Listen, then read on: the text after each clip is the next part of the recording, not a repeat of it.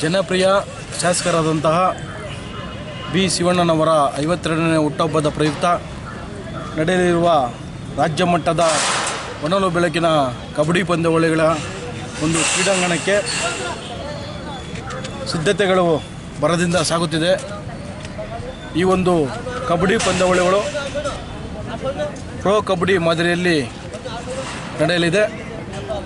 ಆದ್ದರಿಂದ ಹೆಚ್ಚಿನ ಸಂಖ್ಯೆಯಲ್ಲಿ ಆನೇಕಲ್ ತಾಲೂಕಿನ ಕಬಡ್ಡಿ ಅಭಿಮಾನಿಗಳು ಈ ಒಂದು ಕ್ರೀಡಾಕೂಟಕ್ಕೆ ಆಗಮಿಸಿ ಈ ಒಂದು ಗ್ರಾಮೀಣ ಕ್ರೀಡೆಯಾದಂಥ ಕಬಡ್ಡಿ ಆಟವನ್ನು ಪ್ರೋತ್ಸಾಹಿಸಬೇಕಾಗಿ ಮನವಿ ಮಾಡಿಕೊಳ್ತಾ ಇದ್ದೇನೆ. ಕಬಡ್ಡಿ ಆಟ ಹೆಚ್ಚು ಹಳ್ಳಿಗಳಲ್ಲಿ ಆಡ್ತಾರೆ. ಈ ಕಬಡ್ಡಿ ಆಟದಿಂದ ಸದೃಢ ಮೈಕಟ್ಟನ್ನು ಹೊಂದಬಹುದು. ಹಾಗಾಗಿ ಯುವಕರು ಹೆಚ್ಚಿನ ರೀತಿಯಲ್ಲಿ ಕಬಡ್ಡಿ ಆಟವನ್ನು ಆಡುತ್ತಾ ಸದೃಢಗೊಳಿಸಿಕೊಂಡು ಈ ಒಂದು ಕಾರ್ಯಕ್ರಮವನ್ನು ಯಶಸ್ವಿಗೊಳಿಸಬೇಕಾಗಿ ಮನವಿ ಮಾಡಿಕೊಳ್ತೇನೆ. ಏನಿವತ್ತು ಬಿ ಶಿವಣ್ಣನವರ ಅಭಿಮಾನಿಗಳ ಬಳಗದ ವತಿಯಿಂದ ರಾಜ್ಯ ಮಟ್ಟದ ಹೊನಲು ಬೆಳಕಿನ ಕಬಡ್ಡಿ ಪಂದ್ಯಾವಳಿಗಳನ್ನು ನಮ್ಮ ಹಿರಿಯ ನಾಯಕರುಗಳ ಪ್ರೇರೇಪಣೆಯಂತೆ ನಾವು ಆಯೋಜನೆ ಮಾಡಿದ್ದೇವೆ. ಇವತ್ತು ಈ ಮಾಧ್ಯಮದ ಮುಖಾಂತರ ನೋಡ್ತಾ ಇದ್ದೀರಿ ಯಾವ ರೀತಿ ಈ ಒಂದು ಮೈದಾನ ಶೃಂಗಾರಗೊಳ್ತಾ ಇದೆ. ಮತ್ತು ಕ್ರೀಡಾಭಿಮಾನಿಗಳಿಗೆ ನಾವು ಹೆಚ್ಚಿನ ಆದ್ಯತೆ ಕೊಟ್ಟು ಆಟಗಾರರಿಗಿಂತಲೂ ಅಭಿಮಾನಿಗಳಿಗೆ ನಾವು ಹೆಚ್ಚಿನ ಪ್ರೋತ್ಸಾಹವನ್ನು ನೀಡಿ ಈ ಒಂದು ಆನೇಕಲ್ ಟೌನ್ನಲ್ಲಿ ಹೆಸರಾಂತ ಒಂದು ಕಬಡ್ಡಿ ಪಂದ್ಯಾವಳಿಗಳನ್ನು ಆಯೋಜನೆ ಮಾಡಿದ್ದೀವಿ. ಇವತ್ತೇನು ಬೆಂಗಳೂರು ಬುಲ್ಸ್